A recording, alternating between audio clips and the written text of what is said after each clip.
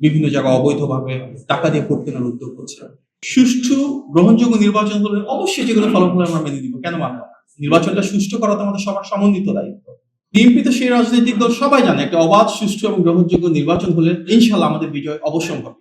যার কারণেই দেখবেন কারচুপির ক্ষেত্রে আমরা যে কথাগুলো শুনছি, বিভিন্ন ধরনের অপপ্রচার বা বিভিন্ন ধরনের ইলেকশন ইঞ্জিনিয়ারিং উদ্যোগ যারা নিচ্ছে, কখনোই এটা বিএনপি নাম আসেনি। আমাদের যারা রাজনৈতিক প্রতিপক্ষ রয়েছে ওনারা হয়তো পরাজয়টাকে এড়ানোর জন্য অনেক ধরনের উদ্যোগ নিচ্ছেন। আমরা চাই নির্বাচনে জনগণের অধিকার প্রতিষ্ঠিত হোক এবং ভোটের অধিকারের মাধ্যমে ইনশাল্লাহ সেই নির্বাচনে বিএনপি রাষ্ট্র পরিচালনা আসবে, সেটি স্বাভাবিক।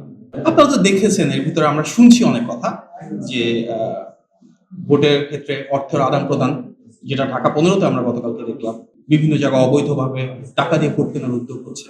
অনেক জায়গায় আমরা দেখেছি বলছে ব্যালট পেপার ছাপানো হচ্ছে। অনেকেই সেখানে বলছেন হয়তো ভিন্ন পরিচয়ের যারা রয়েছেন তারা নিকাব করে ভোট দিতে পারেন। এ ধরনের অনেকগুলো বিষয় আসছে। তো মূল উদ্দেশ্য কি? মূল উদ্দেশ্য হচ্ছে বিএনপির যেটা অনিবার্য বিজয়, হয়তো সেটাকে কোনোভাবে স্থগিত করার জন্য বা নির্বাচন প্রক্রিয়াটাকে কিছুটা বিতর্কিত করবার জন্য। তবে যারা চেষ্টা করছেন ওনার মুষ্টিমেয়, স্বাভাবিকভাবে আমরা বিশ্বাস করি জনগণের অধিকারে প্রতিষ্ঠা হবে এবং এই নির্বাচনের মাধ্যমে, ব্যালটের মাধ্যমে জনগণ ইনশাল্লাহ বিএনপিকে যখন বিজয়ী করে আসবে এবং গণতান্ত্রিক বাংলাদেশে সবাই আবার একসাথে কাজ করবে, সেটি আমাদের প্রত্যাশা। এটা তো গতকাল রাত্রেবেলা আমরা দেখেছি, আজকে দিন রয়েছে। অবশ্যই এখানে অ্যাজ পার ল আমাদের নির্বাচন কমিশনের কাছে গিয়ে অভিযোগ জানানোর পরিকল্পনা রয়েছে।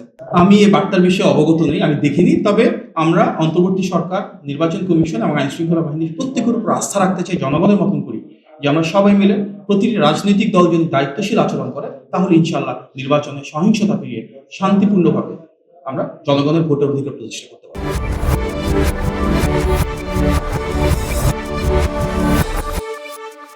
গণ অভ্যুত্থানে কিন্তু অন্যতম আকাঙ্ক্ষা ছিল সেটি, সবাই মিলে আমাদেরকে শান্তিপূর্ণ পরিবেশ নিশ্চিত করতে হবে।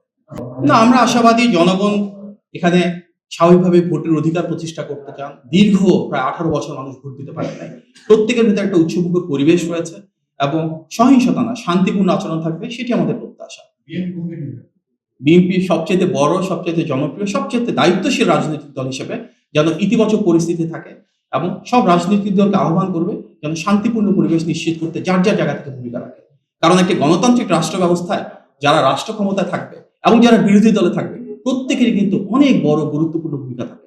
আমরা চাই আগামীর বাংলাদেশে এমন হোক যেখানে যারা বিরোধী দলে থাকবে, যারাই থাকুক না কেন, তারাও সত্যিকার অর্থে রাষ্ট্র পুনর্গঠনে, রাষ্ট্র বিনির্মাণে জোরালো ভূমিকা রাখতে চায়। সুতরাং সেই গণতান্ত্রিক বাংলাদেশের জন্য আমাদেরকে কাঁধে কাঁধ মিলিয়ে যে জায়গায় থাকুক, ক্ষমতায় থাকুক আর বিরোধী দলে থাকুক, একসাথে কাজ করতে হবে। বিএনপি সেটি চায়। যেখানে প্রয়োজন সেখানে তো দল থেকে সাংগঠনিক ব্যবস্থা নেওয়া হয়েছে। বিচ্ছিন্নভাবে যদি কোথাও কোনো সহিংসতা হয়ে থাকে, অবশ্যই আমাদের আহ্বান থাকবে আইন শৃঙ্খলা বাহিনী সেটাকে কঠোরভাবে দমন করবেন এবং আইন শৃঙ্খলা বাহিনী দেখবে না কে কোন দলের। এখানে তাদের একটাই পরিষেবে অপরাধী, যারা অপরাধ করবেন তাদের বিরুদ্ধে ওনারা ব্যবস্থা নেবেন। আমরা দায়িত্বশীল দল হিসেবে সবাইকে নির্দেশনা দিয়েছি সর্বোচ্চ ধৈর্যের সাথে গণতন্ত্র প্রতিষ্ঠার জন্য যেন একসাথে শান্তিপূর্ণ সহাবস্থান নিশ্চিত করে এবং প্রায় সব জায়গায় আমাদের নেতাকর্মীরা সেটাই করছেন শান্তি প্রতিষ্ঠার জন্য। কারণ নির্বাচন কিন্তু শুধু ভোট দেওয়া না, নির্বাচন একটা উৎসবমুখর পরিবেশ। সেই উৎসবটাকে যেন আমরা নিশ্চিত করতে পারি তার জন্য সবাইকে একযোগে কাজ করতে হবে। অনেক ক্ষেত্রে আমরা সমাধান পেয়েছি, অনেক ক্ষেত্রে সেটা বিলম্বিত হয়েছে, এখনো সমাধান পাইনি। আমাদের প্রত্যাশা থাকবে যে কোনো দলের দিকে তাকিয়ে না, অভিযোগ কে করছে সেটা না, অভিযোগটা সত্য কিনা সেটা যেন নির্বাচন কমিশন তাদের পদক্ষেপ গ্রহণ করে, এটা আমাদের কামনা। আগামী 2 দিনের ভিতরেও কে অভিযোগ করছে সেটা মুখ্য না, অভিযোগটা সত্য কিনা সেটা মুখ্য এবং সে অনুযায়ী ওনারা ভূমিকা পালন করবেন, যেখানে প্রয়োজন কার্যকর পদক্ষেপ নেবেন, সেটি আমাদের প্রত্যাশা। গণতান্ত্রিক প্রক্রিয়াতে প্রত্যেকের নিজের অধিকার রয়েছে, কেউ স্বতন্ত্র হতে পারেন, কোনো দলের হতে পারেন, যে কেউ তো যে কোনো প্রার্থীর হয়ে কাজ করতে পারবে, এটা ওনার নিজস্ব ব্যক্তিগত পছন্দের ব্যাপার। আমরা দল হিসেবে সাংগঠনিক ব্যবস্থা নিতে পারি। যিনি দলের সাংগঠনিক ব্যবস্থা যার বিরুদ্ধে নেওয়া হয়েছে উনি তো যে কোনো পক্ষে কাজ করতে পারবে। কে কোন দলের পক্ষে কাজ করবে এটা তো তার ব্যক্তিগত অবস্থান। দলীয় অবস্থান হচ্ছে যারা দলের শৃঙ্খলা পরিপন্থী কাজ করবে তার বিরুদ্ধে সাংগঠনিক ব্যবস্থা।